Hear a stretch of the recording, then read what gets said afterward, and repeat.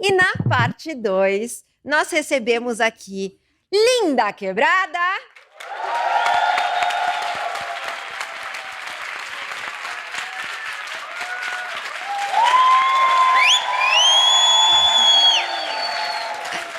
E Bia Ferreira.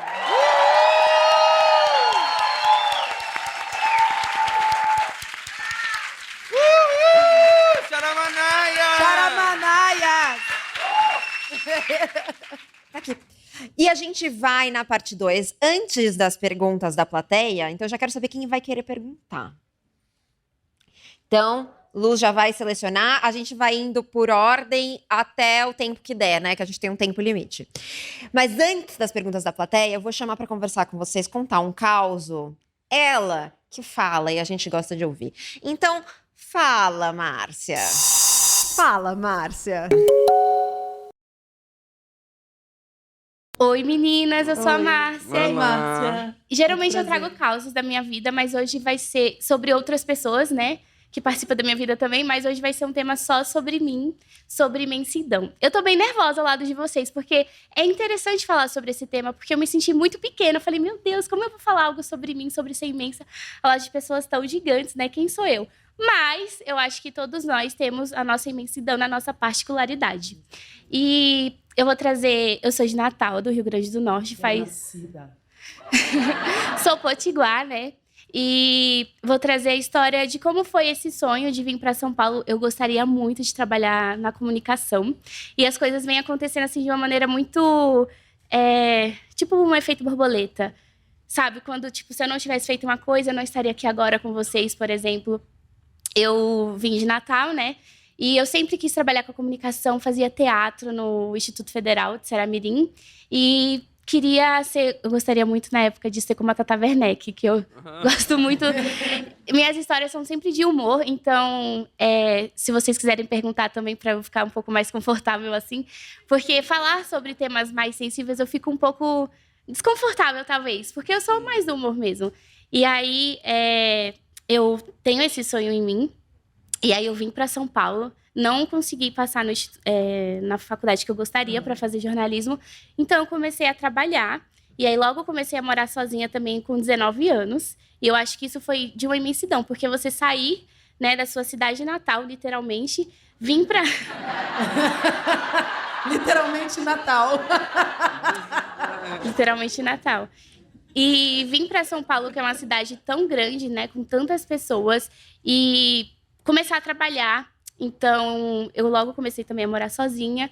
Fiquei alguns anos sem estudar, isso me deixou muito triste, porque eu acho que quando a gente é pobre, querendo ou não, o estudo é só o caminho que você pode crescer, né, de fato. Agora eu faço faculdade e, gente, vocês acreditam que para eu estar aqui, por exemplo, eu tenho 3 empregos para poder me manter em São Paulo? Julius. Nossa. Parece engraçado, mas é também de uma Não, imensidão, porque eu acredito que também a gente se manter e não ter, tipo, uma rede de apoio é muito difícil. Com certeza. Então, eu cuido de um moço acamado à noite, de segunda a sexta. Saí de lá, vim pra cá agora. Faço a faculdade de manhã, que nem é o meu sonho, que é pedagogia. Mas eu estou muito feliz, porque eu acho que é um caminho a traçar até o jornalismo. E também faço estágio de tarde referente à faculdade, né? Sou professora. E isso, quando o tema foi sobre imensidão, eu fiquei, o que eu vou trazer da minha vida? Mas isso também é sobre ser imensa. Nossa, você é imensa, imensa. Isso é mais que imensa. Imensa, imensa, imensa. E Márcia. E dar conta de tudo com esse brilho. Eu tava até falando com a minha namorada. Gente, eu falei semana passada, né? Só enfatizando que eu tava namorando. Aí eu fui lá, ó. Charamanaias! Essa é minha meta, gente. Charamanaias Igreja! E eu tô até falando da Tainá agora, porque ela me ajudou também a perceber, nossa, amor, olha tudo que você faz, o brilho que você tem no olhar, eu nunca te vejo reclamar. E não, eu acho que tá tudo bem a gente reclamar também. Mas é porque realmente eu acho que a vida já... sobre ser imensa também, às vezes eu fico me comparando. Tipo, a vida de fulano é tão mais difícil também. É difícil a minha vida, trabalhar tanto, ganhar pouco, se manter. Eu pago um aluguel, por exemplo, que eu nem fico em casa, porque eu cuido lá do moço. Eu cuido lá do moço e como eu ganho financeiramente um pouco mal lá e pagando faculdade, aluguel, a vida de São Paulo tem um custo caro mesmo. E aí ela fala, Márcia, você não reclama, olha o brilho que você tem no olhar, adoro quando você fala sobre as coisas também, é legal te ouvir falar. E sobre esse processo de ser imensa, eu acredito que todos nós temos a nossa história, né? Não é porque a história de alguém é mais difícil que a nossa, que a gente também não tem a nossa imensidão. Eu acho que é muito bonito ouvir pessoas compartilhando sobre as suas imensidões, porque isso traz a gente para um lugar humano mesmo, de olhar para si e entender que você é imenso no que você faz, você é imenso no que você se propõe, sem comparação. Acho que esse lugar de botar o ego no bolso e entender que dentro de você é imenso também. Lembrar de honrar a sua história, eu acho que é muito importante. E a imensidão não tá na dor, não é uma competição de dores, né? Exatamente. Senão, se a gente vai competir, quem tá sofrendo mais, né? E se for competir quem tá sofrendo mais, eu acho que eu iria ganhar, gente. Eu acho que, olha... Ou depende, né? Depende. Eu já passei por poucas e boas, muitas e péssimas. Muitas e péssimas. Mas acho que a imensidão, às vezes, ela tá... eu acho que, às vezes, a nossa imensidão tá na nossa pequenez. Eu sinto que, às vezes, não tá num tamanho gigantesco das coisas. Eu não vejo a imensidão na grandiosidade do que tá imenso, escancarado na nossa cara. Eu vejo a imensidão na menor grandeza mesmo. Por isso que eu gosto desse da menor grandeza. Porque eu acho que a imensidão está na particularidade das coisas. Sim, e é muito difícil me reconhecer também como uma pessoa gigante e imensa, sobretudo. Não sobre ocupar espaço físico, mas eu acredito que também o emocional de cada um. Poxa, como é bacana também a gente sentar com nossos amigos e falar. Eu acho que isso é a simplicidade da vida mesmo. E a gente reconhecer essas conquistas da gente. A felicidade também, não sobre conquistar coisas. É muito legal, por exemplo, infelizmente trabalhar muito, mas ainda conseguir ter alguma coisinha material, mas é muito legal também, tipo, amigos, vamos depois do podcast fazer alguma coisa, vamos sair para comer. Exatamente, a imensidão da particularidade de cada um de estarmos ali reunidos. Gente, eu acho que foi isso, o tema é bem sensível para mim, é um pouco desconfortável, porque eu sou do humor, mulher. E eu ainda fico... A Sofia Oliveira ali, ó, minha inspiração também, que ela traz temas tão sensíveis. Ainda estou aprendendo, mas foi um prazer estar ao lado de vocês, que são pessoas muito imensas também, que eu me inspiro bastante. Muito obrigada pela atenção. Obrigada! Que bom, a gente constela. É isso. Obrigada.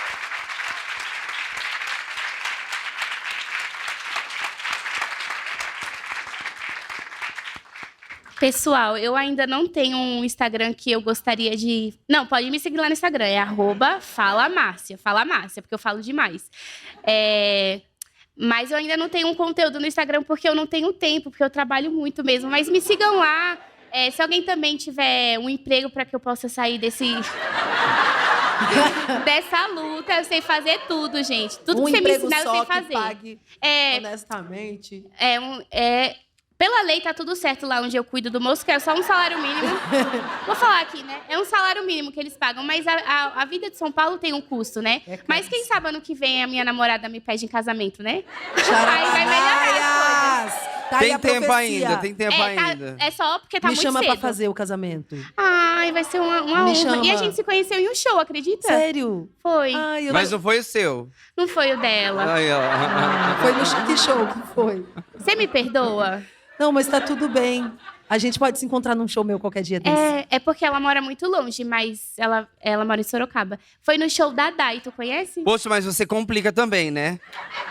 Mas toda sapatão, ou Mulher, tem um minha relacionamento vida- à distância ou casa no primeiro dia. Eu tenho um quê de sapatão, então? Você tem, amiga? Charamanaias, olha que essa igreja tá te esperando, viu? Vi. Eu conheço as fiéis da minha igreja, dona Liz. Vamos de perguntinha da plateia, que já tem gente preparadíssima aqui. Com o microfone. Conta o seu nome. Oi, meu nome é Soraya. Ah, Soraya, eu lembro de você. Já esteve aqui, né? Já. Senão eu lembro da onde, né? Perigoso isso aí. Primeiro eu queria dizer que tá sendo lindo e emocionante escutá-las. Tá sendo muito especial. Obrigada. E eu queria perguntar em quais lugares, situações ou pessoas vocês conseguem se sentir imensas e se sentir à vontade em ser imensas. Ou se esse lugar, se essas pessoas ainda não chegaram. Que lindo. Obrigada. E aí?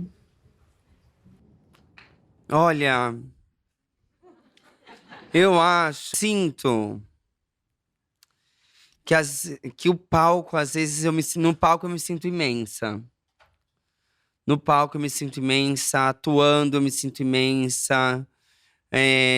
Aqui agora eu me sinto imensa. Às vezes eu me sinto um pouco desconfortável. Tem vezes em que há o desconforto, né? Assim, por exemplo, para um show, eu retomei agora os shows. Eu me senti um pouco desconfortável, um pouco com medo, um pouco ansiosa. Mas acho que isso é completamente normal também. Mas esses lugares têm sido os lugares onde eu tenho me sentido imensa. E tenho buscado construir na escrita. Tem sido um lugar de busca, de construção de encontrar uma imensidão na pequenez da escrita, assim, no lugar assim que é o mais íntimo, que é um mergulho para dentro. Nesse mergulho para dentro, encontrar uma chave lá e conseguir. Parece que você destrava uma coisa, que você consegue dizer uma coisa que você fala assim: nossa, onde isso estava guardado? Então, nesses lugares, na arte, finalizando assim, a arte me faz imensa. Na arte eu encontro conforto. Na arte eu me consigo me entender na menor grandeza de mim. Lindo.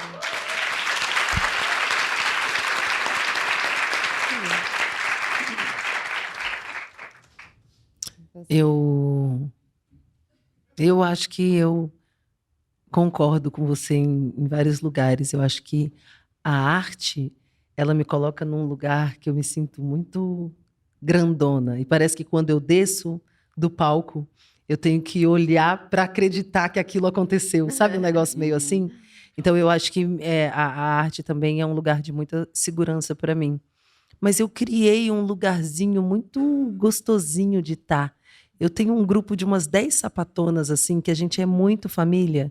Que a gente chora junto, que a gente dorme junto, que a gente come junto às vezes. Sempre que dá, a gente está se cuidando, está mandando uma comida uma para outra, está dando esse carinho, esse afeto.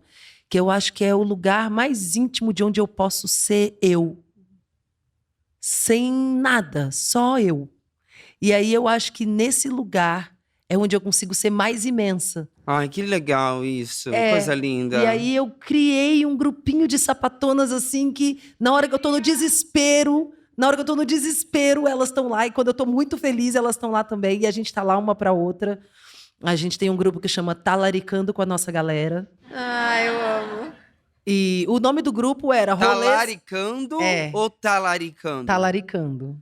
Talaricando. É, de ser talarica mesmo. Ah, de ser talarica, não da larica. Não é de Estar com a larica. Não. É de talarica mesmo. E, na real, o nome do grupo era Rolês com a Nossa Galera. Aí a Clarissa, minha namorada, entrou no grupo, virou Talaricando com a Nossa Galera. Eu não entendi. Eu não entendi. Quem mudou o nome do grupo? Aí, de repente, a Clarissa entrou no grupo, começou uma conversa de talaricagem, e eu não estava entendendo muita coisa ali. Mas quando a gente ama, a gente divide. Gente, eu não gostei dessa história não, hein? Não, brincadeira, mas é só porque eu não acredito que ninguém pertence a ninguém. Então, se ela quiser, quem sou eu para falar não, né? Se ela quiser, eu sou quem para proibir minha mulher de fazer qualquer coisa, né? Claro. Poxa. Depois a gente pode conversar? Claro que pode. Claro que pode, meu amor. A gente pode tudo. E aí eu acho que esse lugar é o lugar onde eu me experimento mais imensa, porque eu posso fazer todo tipo de brincadeira, porque eu posso ser eu, sem ter medo de julgamento, sem ter medo de não ser acolhida, E aí eu acho que esse lugarzinho, que é um pequeno lugarzinho que eu criei, assim, de segurança, que me faz ser imensa, que eu posso fazer a piada de tiozão mais tosca do rolê, que eu sei que ninguém vai rir. vai acabar com os direitos humanos lá também? Vai Nossa. fazer piada que pode te prejudicar com os direitos humanos? Meu Deus. Aquelas conversas proibidas em 183 países. Isso! Vai ser lá. E aí eu acho que é sobre isso, assim, o lugar de você poder ser você é onde eu me sinto mais imensa. Queria mandar um salve especial para todas as amigas do Talaricando com a nossa galera. Eu amo vocês. Que linda. Posso falar? Fala. Esse é o lugar que eu mais estou procurando hoje em dia, assim. Um lugar de intimidade. Acho que eu perdi essa intimidade até mesmo comigo. Em algum lugar, assim. Acho que... Bom, não é segredo para todo mundo aqui, né? Passei pelas internações. E depois das internações, eu acho que eu perdi um lugar de intimidade comigo mesma no meu corpo. Né? Não sei se vocês vão entender. Não sei se alguém já passou por algo parecido, entende? E daí eu perdi uma intimidade comigo mesmo, intimidade com o lar, mas é como se tivesse tido uma disrupção, algo disruptivo, algo se fragmentou, algo se quebrou. E daí eu tô tentando recuperar essa intimidade e essa intimidade mesmo, essa sensação de familiaridade comigo mesma e com os meus amigos e com as pessoas em volta. E essa é uma sensação que eu acho que é uma sensação que eu quase invejo. Daquilo falando da inveja, mas não da inveja que eu não vou trazer energia negativa. Longe de mim, minha amiga. Longe de mim, minha amiga. Mas inclusive, vamos fazer um cafezão do Talaricando com a nossa galera, que você vem. Mas eu tenho construído. Você traz sua família. Mas eu tenho construído com algumas amigas, é isso. Eu tenho percebido que é um lugar que você tem que realmente... É um esforço você construir isso com algumas amigas. É um esforço, você tem que estar disponível. Você tem que estar disponível para você mesma descobrir essa intimidade, essa familiaridade com você mesma, né? Para você se encontrar nessa dimensão, para eu não ficar refém do palco, por exemplo. Não ficar refém de fazer da arte, dos livros, por exemplo. De me encontrar e fazer imensa apenas quando eu ler os livros. Ou quando eu for para os livros, ou quando eu for, sei lá. Tô tentando encontrar essa chave. Então, muito legal você falar isso, porque para eu entender, ouvindo você, que é possível. É possível, sim. E eu acho que é o lugar que eu mais procuro, mas por mim, sozinha mesmo também. Entender como é possível construir essa intimidade sozinha. Eu comigo mesma, dentro de casa, deitada na cama, sabe? Sim. Medo de virar depressão, isso, né? Gente, isso é muito bonito. É por isso que eu quero ser medrosa igual a você, porque assim, é tanta coragem se enxergar e conseguir dizer do que se quer e do que se é nesse momento, do que se está, que nossa, é lindo de ouvir. Eu me vejo de alguma forma também nas suas palavras, acho que a gente consegue sentir, porque em algum lugar eu acho que eu busco também essa intimidade comigo mesma, com o meu corpo, e que no mundo que a gente vive, eu acho que dados os devidos contextos e situações, eu acho que é um mundo que nos afasta de alguma forma da gente. Pois é, parece que nos plastifica. Eu sinto um pouco plastificada, organizada demais, rentabilizada. Nos meus diários, eu sempre disse, eu vejo alguns textos em que, diários antigos, do começo de Linda Quebrada, em que eu falo, quer ver, você vai fazer isso virar dinheiro, né? Eu escrevendo nos textos, quer ver você querer fazer isso virar um produto? Eu falando disso comigo mesma, como uma sensação de que nada meu se tornaria mais íntimo ali. Tudo que eu escrevesse, eu ia tentar fazer aquilo virar, de alguma forma, algum produto. Eu sentindo no texto, eu perdendo a intimidade comigo e fazendo aquilo virar dinheiro, rentabilidade, produto, né, mercado. E até hoje eu vejo os resquícios disso, que é isso, eu nunca estou satisfeita. Então, qualquer coisa que eu faço, eu vou querer que aquilo vire algo que seja um salto a mais. Eu vou querer ganhar e rentabilizar com a minha própria dor. Eu vou querer fazer com que é capaz que eu queira fazer, né? E é isso, né? Fazer com que o meu sofrimento psíquico, ele se torne rentável. Com que a minha dor emocional, ela vire lucro, né? E a gente faz isso o tempo todo. E a gente está fazendo isso de alguma maneira. E daí isso me dá um nó na cabeça, porque eu falo, como um carro, mais uma vez, vamos a trancos e barrancos. E eu quero falar assim, calma, para um pouco, descansa um pouco, entende o que é que você está passando, perceba primeiro as coisas e sinta verdadeiramente as coisas que você está passando, se dê um tempo, porque fazer arte é demorar-se. Se demora um pouco mais nas suas sensações e sinta o que você está vivendo de fato, para depois você querer fazer alguma coisa com isso. Não sai fazendo, mas eu sinto que parece que o jogo ele pede outra coisa, e parece que se eu não fizer na velocidade que estão me pedindo, quem vai sair perdendo vai ser eu. Porra.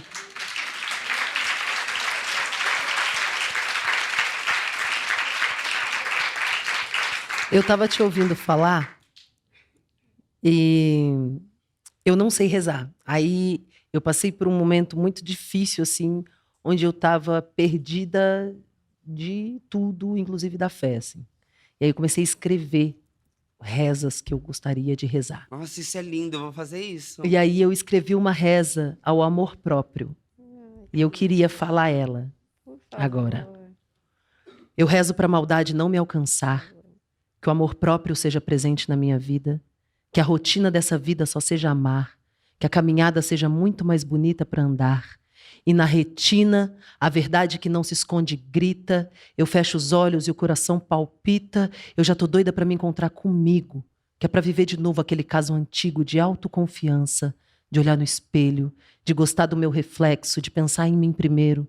Eu rezo para que eu possa, em qualquer circunstância, cultivar dentro em mim paciência, temperança, cuidado, afeto e resiliência para manter as andanças. E que Exu me leve por todos os caminhos que façam com que esse reencontro comigo mesma seja constante. E aí, eu rezo isso todo dia. Que lindo! Eu rezo isso todo dia. Eu acho que me dá esse lugar de entender mesmo o que eu quero para mim. Eu rezo isso antes de subir no palco, eu rezo isso todo dia quando eu acordo, porque eu acho que é importante, assim.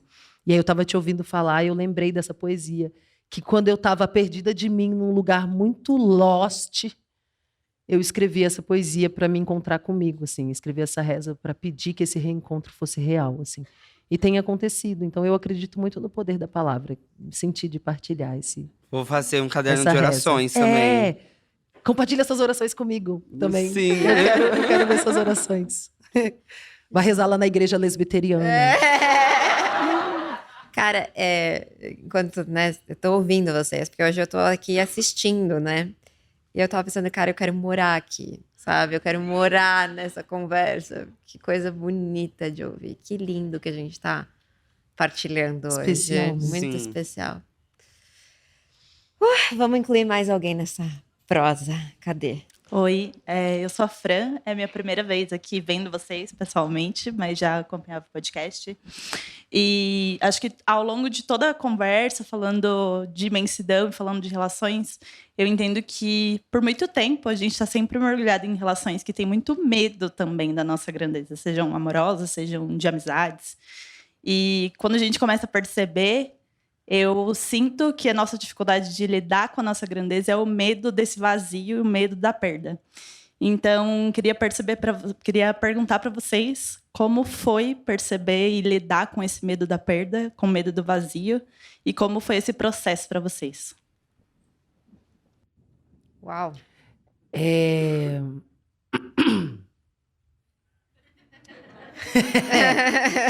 Eu acho que eu fiquei com medo de não conseguir viver de arte. No finalzinho da pandemia, assim, eu tive um um momento da vida de achar que eu não ia conseguir continuar ali, assim. Que eu não ia mais conseguir viver, que eu não ia ser mais ninguém, que eu não ia conseguir fazer arte, que eu só era porque existia outra pessoa ali. E eu acho que muito disso foi o que me foi obrigado a acreditar naquela construção. E eu esqueci quem era eu, assim. Eu adoeci num lugar muito ruim. E aí o medo da perda, o medo do não ser, o esquecer de quem eu era, porque eu achava que eu era aquilo que eu vivia naquela situação, demorou muito tempo. Demorou muito tempo, o tempo suficiente para eu achar que eu não ia sair dali, assim. E nossa, nem terapia, nem nada. Eu não conseguia comer, eu não conseguia viver. Parecia que eu esqueci como é que vivia, como é que respirava. Eu acho que foi o momento mais cruel. Isso tem uns 4 anos assim na minha vida, que eu precisei de intervenção mesmo. E eu admiro muito a sua coragem, Lin, de poder compartilhar com as pessoas esse seu lugar frágil, porque eu vivi momentos extremamente obscuros que eu não consegui partilhar com ninguém. Que foi cruel, que foi adoecedor, que eu precisei de intervenção, que eu precisei de ajuda real, que eu sumi e não tinha uma pessoa para perguntar se eu estava bem. E eu não consegui falar sobre isso, assim. Então eu acho que nesse momento foi quando eu tive o medo da perda, do não sei quem sou eu, da minha psicóloga falar, escreve um texto para mim falando quem é você, e eu não conseguia escrever. É o que eu faço da vida. Eu não conseguia fazer aquilo ali. E aí eu acho que quando eu experimentei esse lugar foi quando eu lembrei de quando eu comecei a fazer arte. E aí eu deixei um pouquinho de lado a Bia, e a Bia Ferreira, a partir da arte, foi me tirando daquele buraco, assim. Sim. E aí, eu não acho que a gente seja 2 pessoas. Eu acho que eu sou a Bia e eu sou a Bia Ferreira também. Dentro dessa imensidão de ser legião, né? Que você disse. Mas eu precisei deixar um pouquinho de lado aquela dor que parecia que nunca mais ia passar, para que a Bia Ferreira me salvasse num lugar de construção de autoestima, de autoafirmação, de lembrar que eu poderia experimentar a grandeza, de eu ter coragem de visitar lugares que me doíam muito, lugares físicos mesmo, de pegar um ônibus e ir para o Rio de Janeiro depois de 4 anos sem pisar lá, porque eu achei que a cidade tinha um dono que não era eu. Então eu acho que nesse lugar dessa construção eu fui a partir da minha arte, entendendo que eu podia viver sem medo. Mas eu só entendi isso depois. Teve um momento ali que eu era ninguém a não ser lágrima, choro e pequenez num lugar bem invisível. E eu acho que a arte, enquanto literatura, enquanto escrita, a arte, enquanto troca energética com o público que me acompanha, foi me devolvendo a alegria de ser. Então, eu nesse lugar, eu acho que o meu jeito de lidar com o lost, o lugar, o buraco que eu estava, foi ir me alimentando também desse afeto recebido nessa troca que a arte me proporciona. Porque eu acho que se não fosse isso, só a minha rede de afeto ia ter muito mais trabalho. E olha que eu dei trabalho para eles, assim. Então eu acho que eles teriam muito mais trabalho. Eu acho que a Bia Ferreira, a artista, aquela que fala mal da polícia com 3 viaturas na frente do palco, ela me fez sentir uma coragem que a Bia estava esquecida que tinha, assim. Então acho que, recordando o que você disse sobre a arte, eu acho que é a maior divindade que se faz presente de transformação na minha vida. Eu posso falar de milagres que a arte fez na minha vida, é por isso que eu acredito nela. Então, eu acredito em... foda-se, tudo bem, eu respeito o que você acredita, mas quem transformou a minha vida, quem fez milagre por mim foi a arte, assim. Então, acho que a arte e Exu não me deixaram desistir. Ai, que lindo.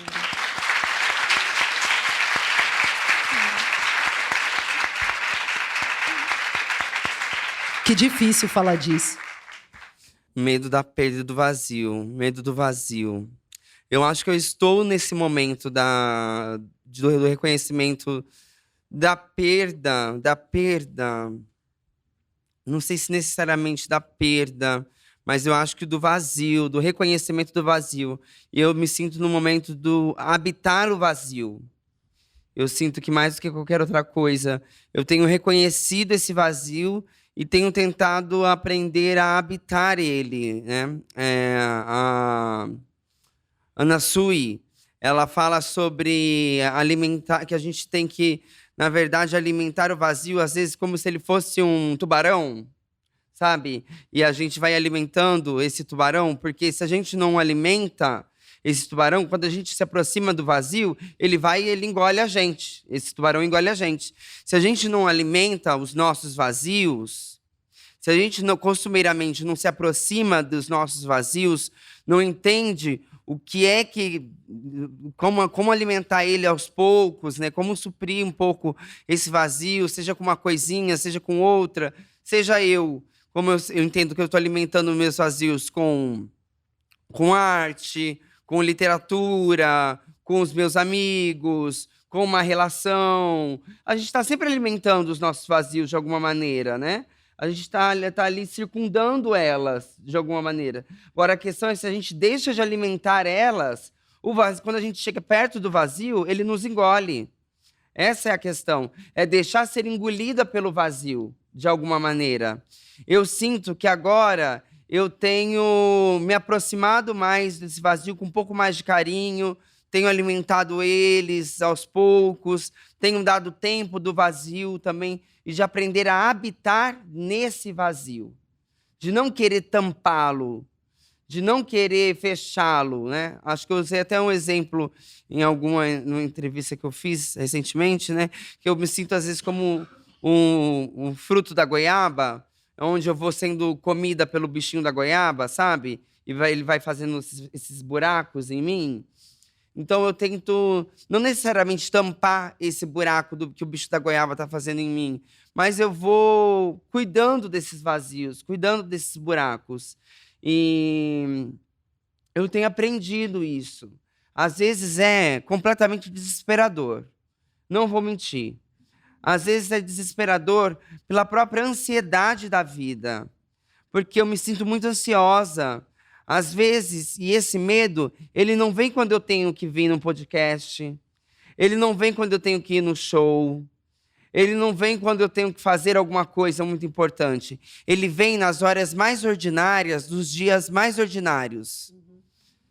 É nos momentos em que você não tem que fazer nada, absolutamente nada. É nesses momentos em que dói mais, em que a sua existência não pede nada a você. E é ali que esse vazio, ele me sufoca, ele me aperta as entranhas, ele aperta a minha garganta, e ele me diz, e agora, o que é que você vai fazer? Você não é nada, você não é a linda quebrada, o que restou de você agora? E é nesse momento em que eu me sinto mais perdida. Eu escrevi um texto outro dia em que eu falava sobre isso, e onde eu me dei conta disso quando eu fui tomar um banho. Então eu me dei o direito de me demorar no próprio banho, me demorar na mão que deslizava sobre o corpo, que dançava com o corpo no tomar banho. Percebi na falta da fissura do corpo de mim mesma, assim, da falta de uma mão, de um corpo que se quer, sabe? De um corpo que se quer passar a mão, que às vezes a gente fica tão automático que a gente toma banho para tomar banho, para sair logo. Não toma banho para se tomar um banho, para se sentir um corpo, para relembrar aquele corpo, para se demorar mesmo.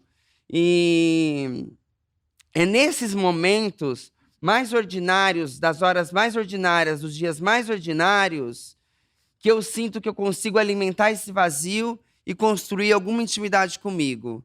Então, eu tô aprendendo. Eu diria exatamente isso. Eu tô aprendendo a lidar, e mais do que lidar, habitar nesse vazio.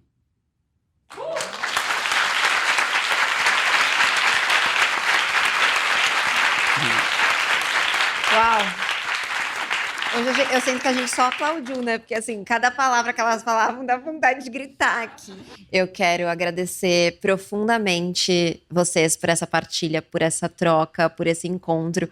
Foi realmente muito tocante pra mim. Eu tô saindo daqui outra pessoa, de verdade. Obrigada por esse encontro lindo. Obrigada, eu que agradeço. Muito obrigada. Pra mim é uma honra, assim. Valeu não ter dormido pra ter esse encontro gostoso. Ai, que bom, que delícia encontrar. Que é bom. isso. Cultinho em células dessa igreja. É isso. Eu desejo que você ame, desejo que você se encontre e encontre a sua imensidão. A gente se vê no próximo episódio. Até lá. Xaramá!